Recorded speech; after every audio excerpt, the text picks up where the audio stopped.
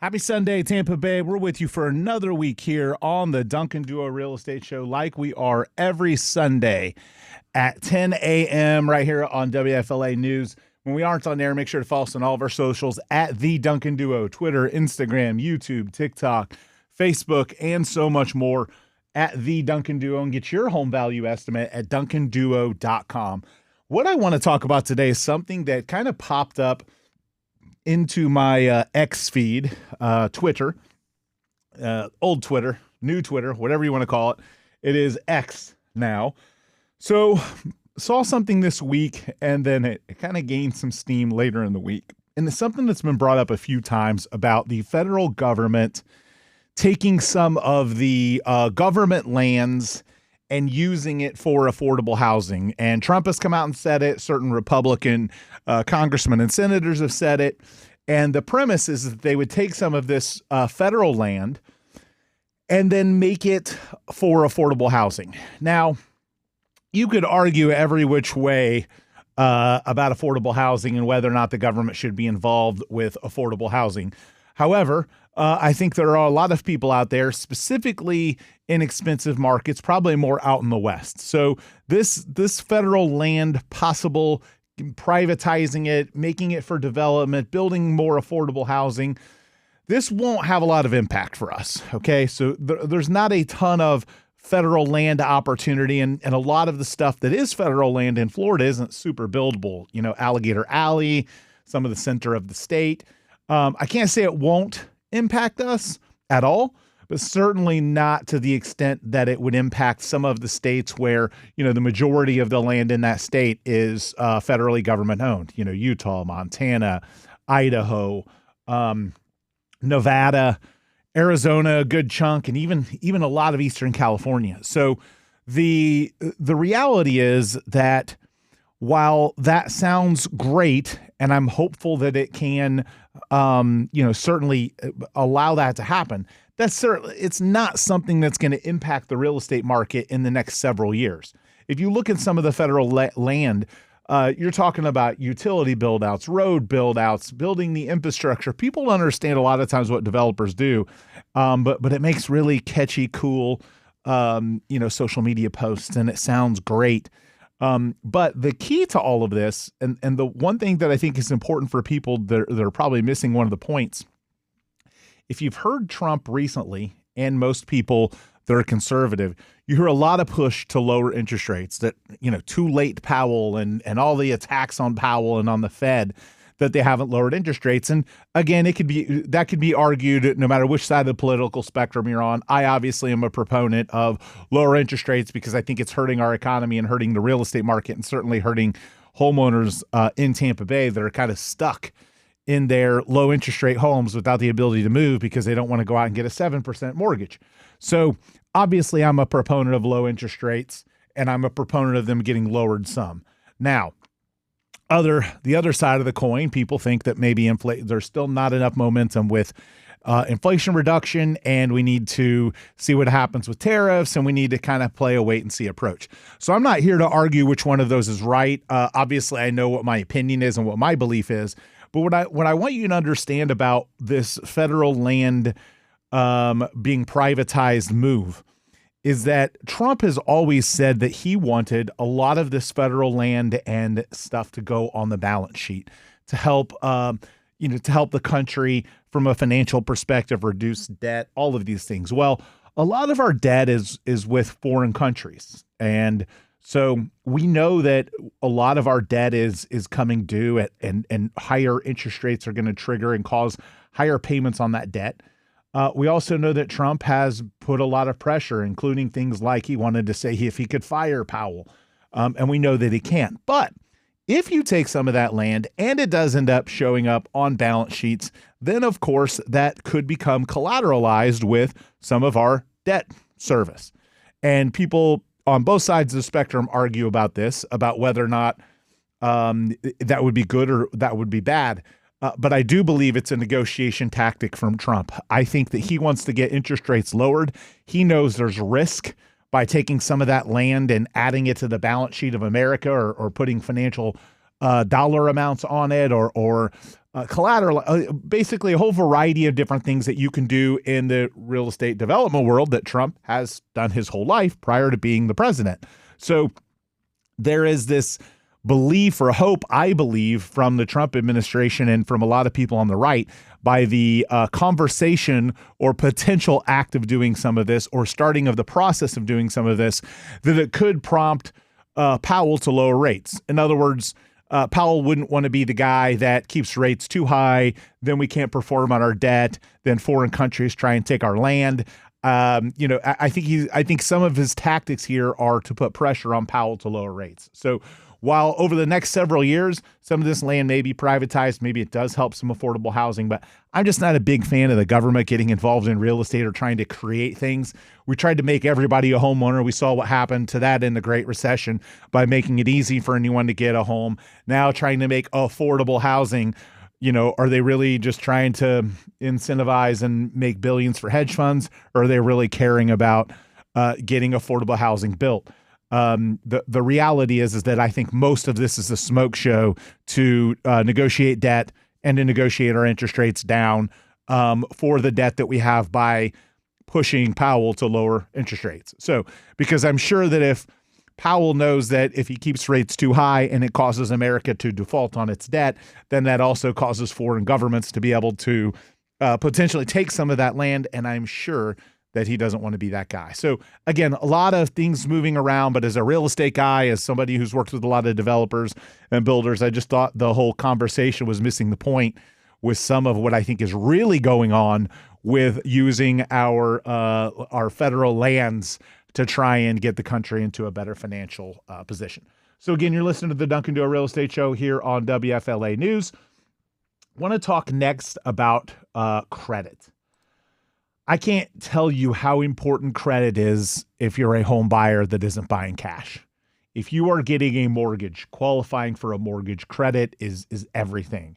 And so often we work with customers that think their credit's great, that think they pay all their bills on time and think they have enough credit.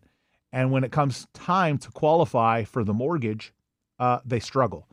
And they struggle because they probably didn't run their credit. They didn't understand it. They didn't have a mortgage lender look at it. Or they have an old medical bill or a missed payment or auto pay didn't work or something didn't happen the way it needed to happen. And when most home buyers find out they have a credit issue, sometimes they've already decided to buy, found their dream home. So as a real estate broker and, running a team for almost 20 years, I cannot tell you how many times consumers have come in, made mistakes, not got their credit squared away, found the house of their dreams. The husband's pleasing the wife. The wife's in love. Everything's perfect. Sunshine and rainbows. We got enough money. We have the down payment. We've looked at 27 houses and we had a lender tell us that we would be fine based on information that we told them. But they didn't really check anything. And now that they're going to check things, oh man, we have some problems. We've got, credit issues, whether that's too low, not enough credit, late pays, missed pays, whatever it is, your credit score massively, massively matters. So I want to tell everyone that you can get your credit report for free. There are multiple places, freecreditreport.com. Most credit card providers will let you get a copy for free. Use this time or use this kind of opportunity to go and get yours and double check it, especially if you're thinking about buying a home or selling your home and moving into another home. Look at your credit. Be cognizant of the fact that mistakes happen all the time. People open up credit cards in your name. People, medical bills get hit to your credit. You miss a payment. You forget. Somebody adds you as a co-signer. I mean, I've legitimately had this happen in my own family. I had a family member open up a furniture credit line in my grandparents' name many years ago and made the payments and everything looked great. My grandparents never heard anything. Everything seemed fine, sunshine and rainbows for about a year. And then that person had some financial difficulties. And all of a sudden my grandparents' credit starts getting roasted because another family member fraudulently signed their name on a bunch of documents and used their credit profile to qualify for some furniture, and their credit got smoked. So again, your information is out there. Just this week, we saw a 16 billion password leak hit social media. Your information is out there. If you're not paying attention to it, if you're not looking at your score, if you're not looking at your lines, you're going to end up getting hit. So many people have their identity stolen. So many people have lines of credit opened up in their name, bank accounts that get hacked, things that you just don't realize are going on and may go on for months before you finally catch it. So if you're in the process of buying a home, there's never a more important thing to do than check your credit. I'm a firm believer that if you are going to go out and look at homes, before you even look at a house, you should go through the financial side of things. Again, over and over and over again, consumers will say, oh, I'm good. My credit's great. I've got enough money. I'm fine. I can look at these houses. They'll go out and they'll look at houses. They'll find one they like, and then they can't buy it. And then they lose it. And then they're devastated. Or they find out their credit's bad because of something they didn't know about.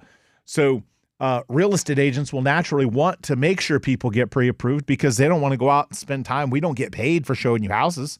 We're commission. We don't get a salary. We don't get paid hourly. We don't make money unless we actually help somebody buy or sell a house. So real estate agents naturally are going to, push you to say, hey, you need to show me that you can qualify. I need to help you talk to a lender because they don't want to waste their time either. But a lot of times their push to get you qualified is just as much about them looking out for you as it is them looking out for themselves. They want to make sure that you can get in front of and solve any of the potential things that happen that you can't solve if you wait till it's too late. We've had customers go out and spend months looking at houses, find the one, they fall in love, they made financial decisions, they paid off stuff, they did this, they did that, they saved the down payment, and they really didn't pay attention to their credit, and their credit was smoked. So look at your credit, contest things, talk to a mortgage lender about your credit, make sure that you know what you need to do to improve your credit, and especially if you're thinking about buying or selling real estate, that would be the time before you make the plunge to do that thing, to go out and look at houses or to put your house on the market. Make sure you can qualify for what you want to buy. All right, so we're going to be back. We're going to continue this conversation after a quick break here on the Duncan Duo Real Estate Show.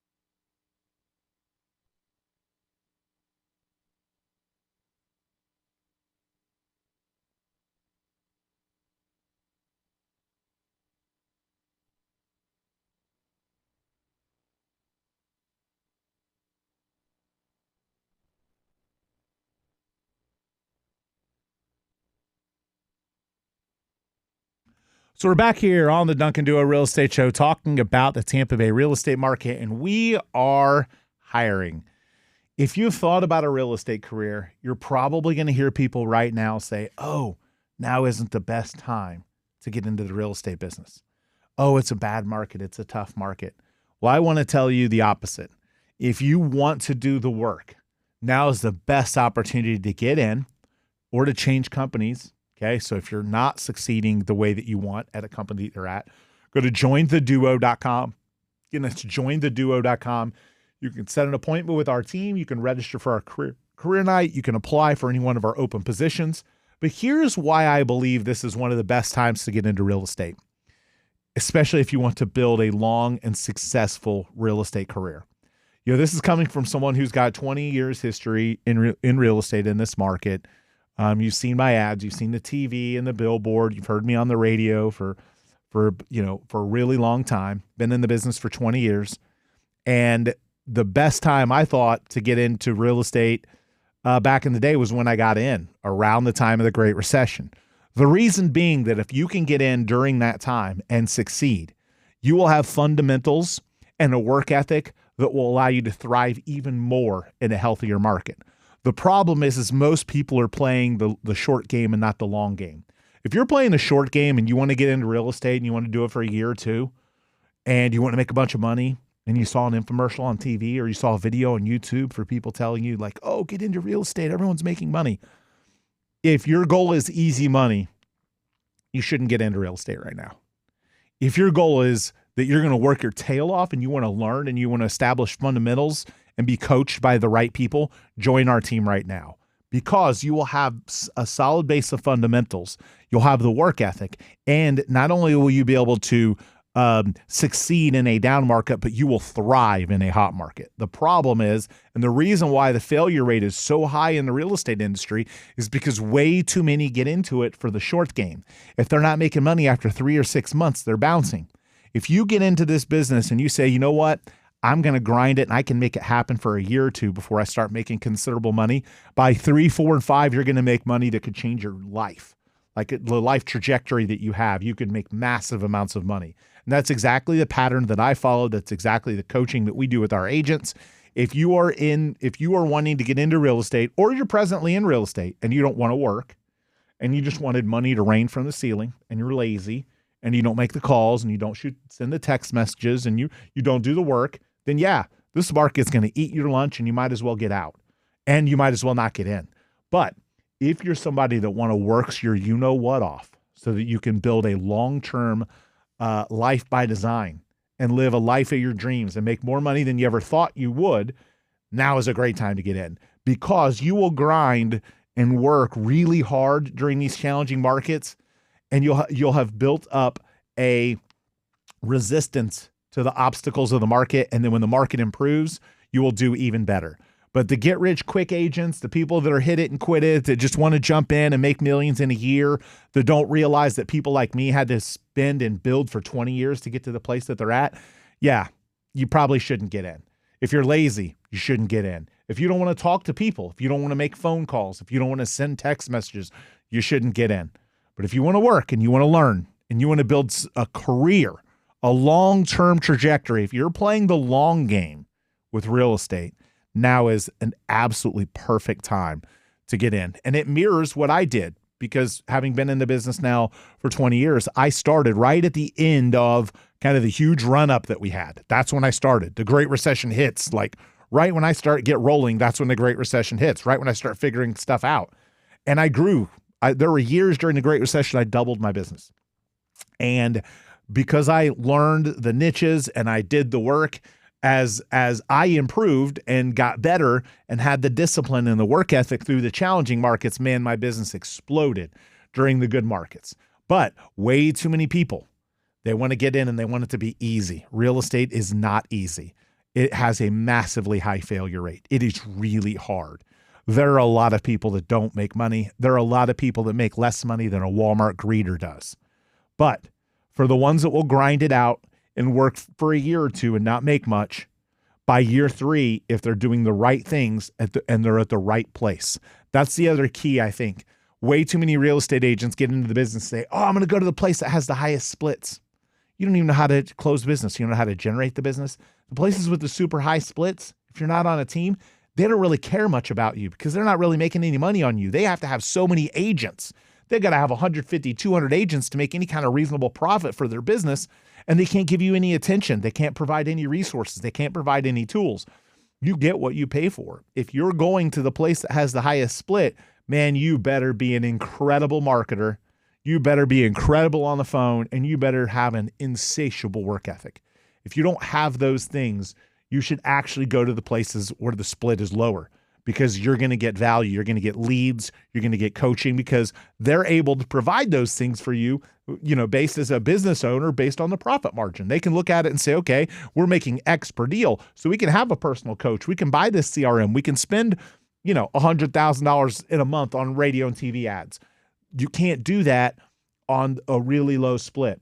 And so many agents do that wrong. And that's why they fail, because they get excited and they look at it and say, oh man, if I do a $10,000 deal. I'm going to get 9,500 of the commission. This is where I want to go. And then they'll work the whole year and do one deal. Whereas if they'd have gone somewhere that was going to give them all of those things, they would have maybe made less per deal, but they would have done a heck of a lot more deals. So play the long game. Play the long game. Get in for the right reasons. And when you decide where to go, or if you're struggling right now and you're not hitting the numbers that you want, it's because you're trying to be a master of everything and you end up being a master of none. You're a jack of all trades, master of none. You might know everything there is to know about real estate. You might have gone to every Zoom possible about real estate. But if you don't know how to generate the business, it doesn't matter. There are plenty of people in Tampa Bay that know more about real estate than I do. But my business flourishes and does way better than them because I know how to generate the business. So if that's what you want, if that's what you're looking for, join theduo.com or reach out to us on any of our socials. We'll be back. We're going to continue this conversation after a quick break here on the Duncan Duo Real Estate Show.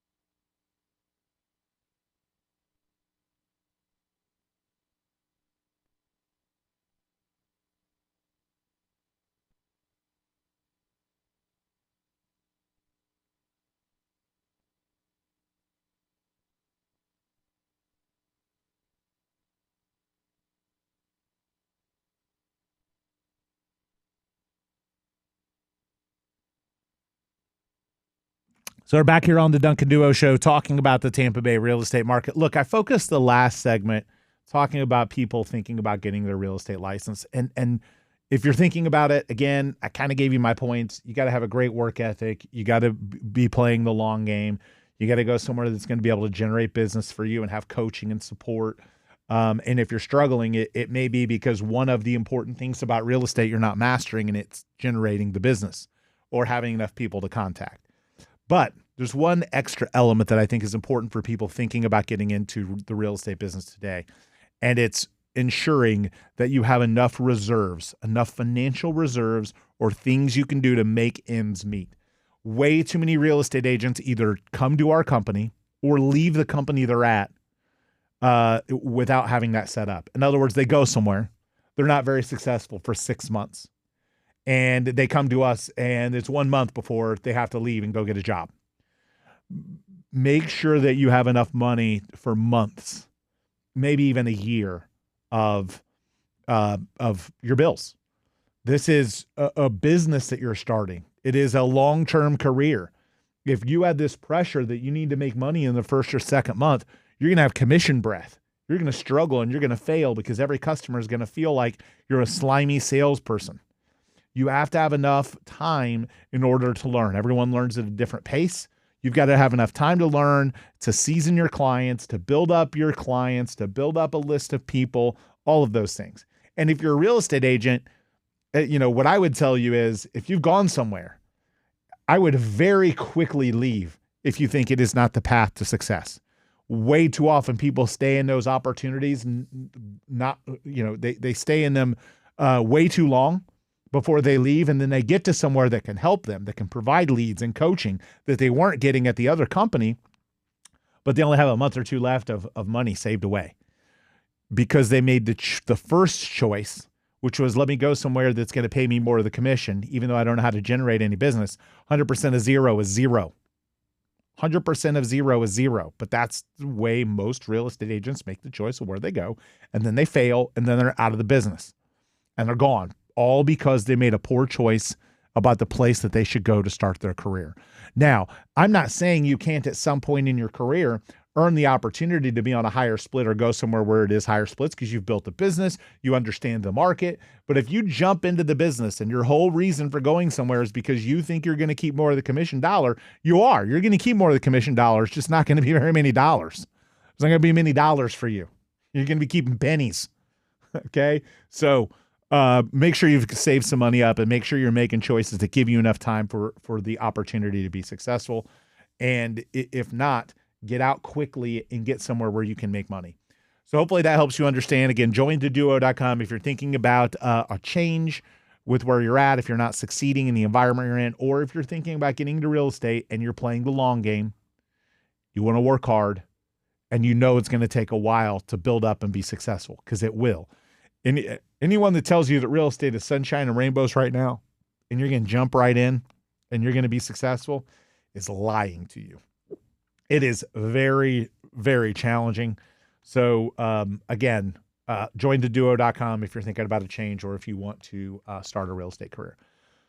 I talk a lot about new construction, and I can't tell you enough about how I think that many home buyers right now need to look heavily at new construction. It's where there is affordable inventory, because all the new construction builders have lenders. They're helping you buy your rate down so you can get a rate into the fives, maybe even the fours, but you can definitely buy your rate down. The lender that works for the builder, they buy them down in bulk so that you can save money. They give you credits. New construction is also a great opportunity because you have lower utility costs, lower maintenance costs, generally lower property taxes, at least for a period of time. Less likely to have to come out of pocket for repairs because most of the things are going to be warranted.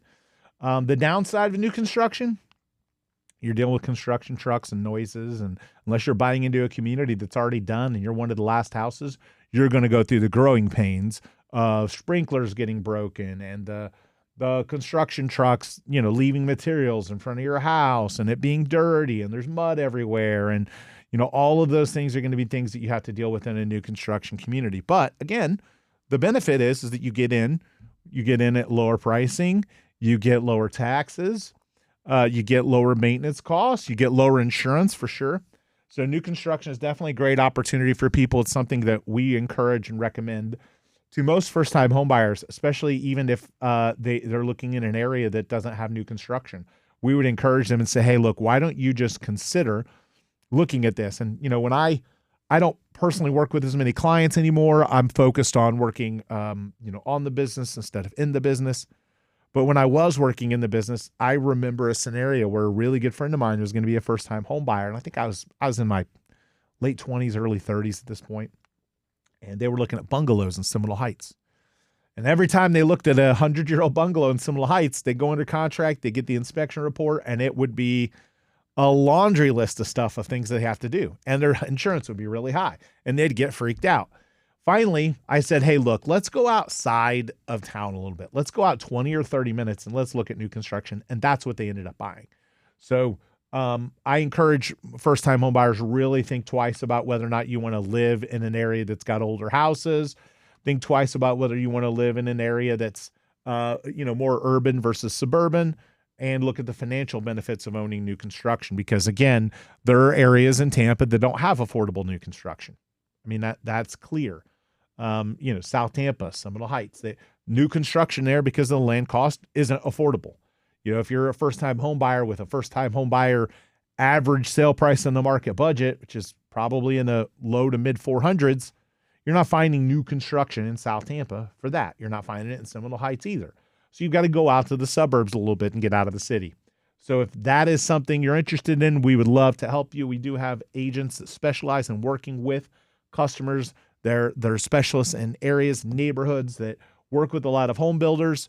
So we can help make sure you get the right incentives and all of the important things that are valuable for people looking at new construction. So again, you're listening to the Duncan Duo Real Estate Show when we aren't on air at the Duncan Duo, Twitter, Instagram, YouTube, TikTok, Facebook, and DuncanDuo.com if you're thinking about selling your home. The number one tip that I have for home sellers right now, look, sunshine, unicorn, fairy tale, fantasy land is over. Right? A couple of years ago, you could put your house on the market at a price higher than the last sale. Prices were going up and your house is going to sell in a weekend. That is over. Today, selling your home is a grind. It is going to take time. It is not likely to happen quickly unless you master two things, okay? And today, mastering these two things are probably the most important things that are going to help your home sell. Now, I can tell you all day long that the broker and the agency matters. Of course it does. And the marketing and the photos and the videos, they all matter. They really do, okay? They matter. However, they don't matter if your home is overpriced for its condition. The two things a home seller can control, their price and their condition. I would encourage you to go with the real estate agent that gives you the lowest price.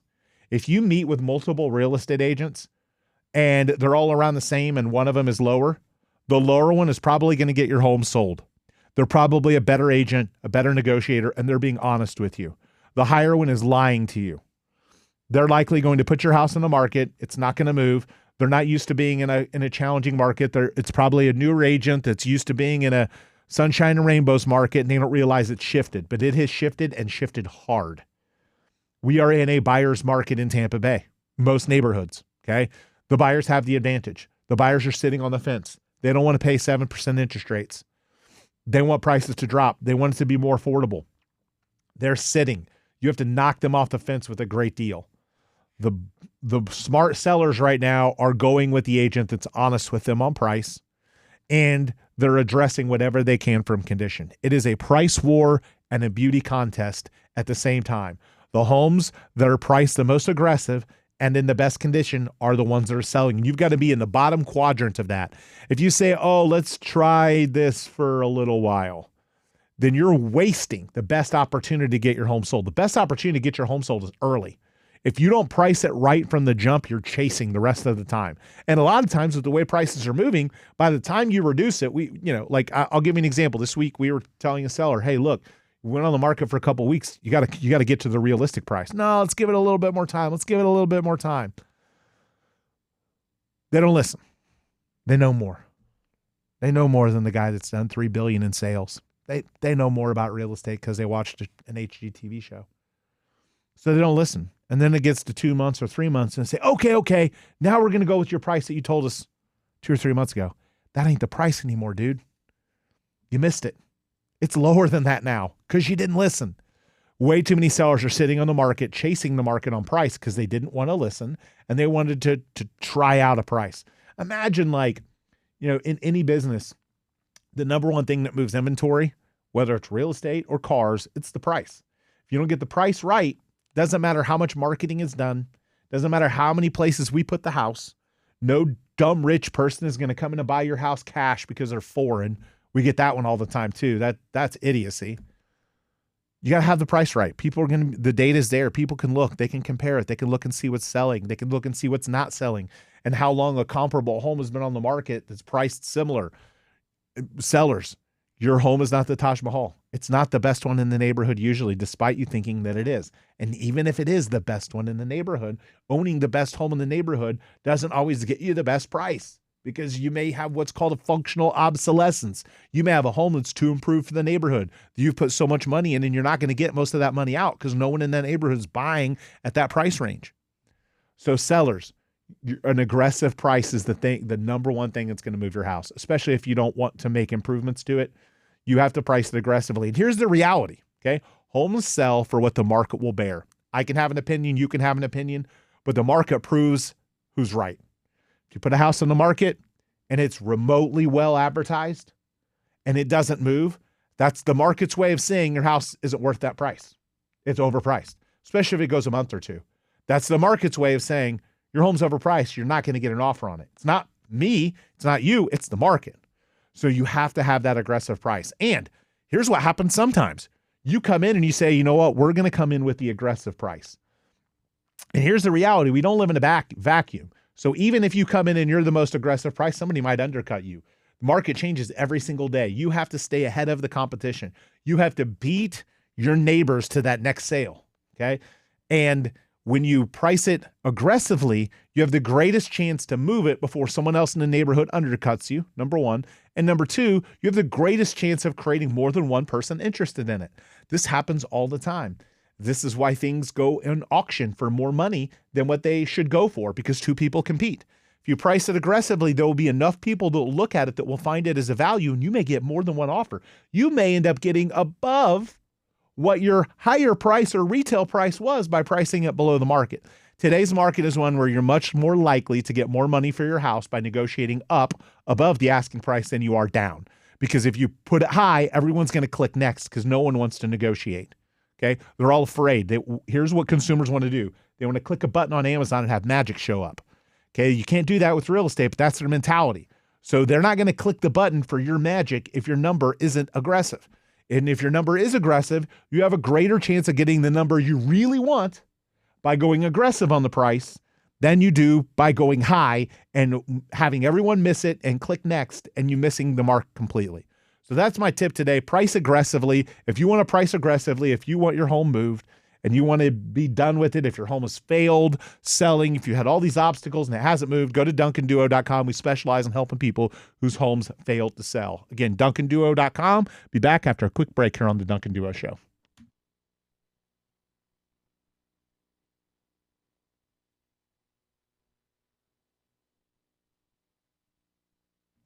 So we're back here on the Duncan Duo Show, and I spent most of the last segment talking about pricing your home. Andrew Duncan, the Duncan Duo team at LPT Realty, and it's a tough market. And I said this, and I'll say it again: if you want to sell your home today, you have to price it aggressively. It is a beauty war, and a price war and a beauty contest at the same time. If you don't price your home aggressive, it's not going to sell because someone's going to come in and undercut you. And there's going to be someone in that neighborhood that's more desperate to sell, more motivated, or has more equity than you that they're willing to sacrifice in order to move right now. Fewer homes are selling. More homes are on the market. You have more competition. We're in a buyer's market in most neighborhoods. And when you're in a buyer's market in most neighborhoods, you've got to be competitive. And again, the number one thing that separates real estate agents today that are successful from ones that aren't are the ones that are being realistic with the clients and getting the client to understand aggressive pricing. Because if they price aggressive, they'll get multiple people in some instances and maybe get the number they really want. But if they price it high with the ability to negotiate down, which is like a really old school, old mentality that just doesn't work in real estate today, because no one wants to negotiate. They're all afraid of it. Everyone wants to click a button and just have magic happen. Okay? They don't want to have to haggle. And the best way to get them to haggle is to haggle up. Haggle them up. Price it aggressive, get a frenzy on it, almost like an unofficial auction. Your house is worth $400. I promise you, if you believe your house is worth $400, and we know the market's tough, and we know sellers are paying concessions, and we know it's taken a long time to sell, and your house is truly, genuinely worth $400, and that's what you put it on the market for, probably going to sell it maybe $360, $370, $380, somewhere in that range. It's going to take a few months, okay? Because buyers want a discount because where rates are and they see what's happening. They see the trend with downward trends on pricing in neighborhoods. They know there's a lot of inventory. They know they have options. So you're not going to get full price in that scenario. It's going to sit on the market a little while. You're going to eat through a few months. And in some instances, maybe longer. Maybe you end up having some damage from a storm. Maybe you have some obstacles, and then your house is finally going to sell. Okay, it's going to take months, and you might get the number you want. Now, you take that $400,000 house and price it at $350,000, okay? And the complete opposite is going to happen. You're going to have a frenzy of people chasing the home, and you're likely to get the same number or better than the market will bear. You're just likely to get it quicker, and by having the driver's seat of the negotiation to try and pile multiple people into the house. That gives you the greatest chance to sell today and sell at the best price.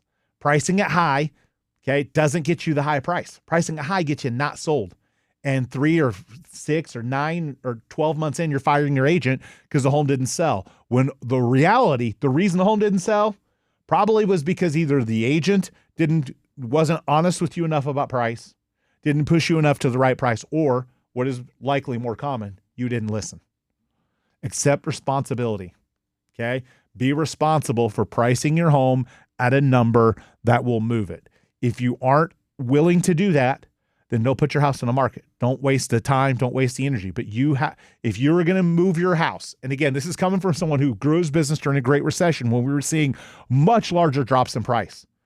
People were losing their houses. People were going to foreclosure. People were losing all of their equity, okay, because prices were dropping faster and people weren't listening, okay? Don't make that mistake. If you overprice your house, you're going to eat through all the mortgage payments. And if the market corrects more, you might lose all of your equity. You might eat it all up, all because you didn't price it aggressively. That would have gotten you likely around the same number. It just would have forced the action quicker. So if you're a home seller and you want to get aggressive, that's what we're about today. Price. It's the number one thing that's going to move your house. And if you want aggression on your price, that's the path you need to go. You're going to have somebody in your neighborhood undercut you if you don't price it aggressive. And that's the path that won't get your home sold. You're going to just be chasing the market the whole time. Keep lowering the price and lowering the price. Get to the price now. Get real, okay? Get rid of the idea that your house is worth the number the neighbor's house sold for a year or two ago, because that was unicorn fairy tale fantasy land, and it's over, okay? What is happening in your neighborhood? How many homes are on the market? What do you have to compete with? Who do you have to beat to be the next home in the neighborhood that sells? That's the strategy today, and the aggressive price gets that done. And we've talked to so many customers that have come to us. Well, my agent told me this. Well, your agent sold 3 homes last year. Your agent ain't real experienced. Imagine going to the person because they gave you the lowest price. Imagine going to a brain surgeon and saying, oh man, they made all these promises and they were the cheapest. That's where we went. Of course you didn't get the results you wanted. You went to the cheapest. And then I'll have a customer say, hey, well, they were going to charge me X commission. Or they charged me X commission. No, they didn't. They didn't charge you anything. Your house didn't sell because you were overpriced and you didn't get it in the right place. And they were bad at marketing. So again, go on the discount path, go on the high price path. That works in a hot market. Doesn't work anymore. That market's gone. If you want to move your house, you got to be aggressive on price. If you don't want to be aggressive on price, either don't sell it or wait, and maybe it's lower by then. If you need to sell, if you want to sell, we'd love to help you. DuncanDuo.com. But be prepared. Our agents probably are not going to tell you the highest price because we're not going to blow smoke up your what. We're not going to lie to you. We're going to tell you that's tough. We're going to tell you what you have to do to compete. And you have to decide, do you want to list your house or do you want to sell your house? If you want to list your house, we may not be the right one for you because you're going to not listen on price. You're going to put it out there at some stupid number. Buyers are going to click next. No one's going to buy it. We're going to burn through a bunch of marketing dollars, time, energy, and effort. You're going to get mad and yell at us because more people aren't looking at it. But the reason more people aren't looking at it is because you're the highest priced home in the neighborhood because you're overpriced. So if you want to move your house today, if you want to sell it, again, DuncanDuo.com. We're going to coach you on price. We're going to tell you what it's going to take. And frankly, a lot of the time, even when we give the aggressive price, we end up getting the price that you want or closer to it because the strategy today is more important than you can possibly imagine. So hopefully that helps you. Again, DuncanDuo.com. We'd love to help. If you want to get aggressive, if you want to move your house, if your home failed to sell with somebody else, now is the time. You've got to get it moved. Then give us a call, 813-359-8990. And that's 813-359-8990 or DuncanDuo.com. And you know what? It's the end of the show. So I'm going to go enjoy the rest of my weekend, and I hope my Indiana Pacers win the NBA Finals tonight, and you enjoy the rest of your weekend too.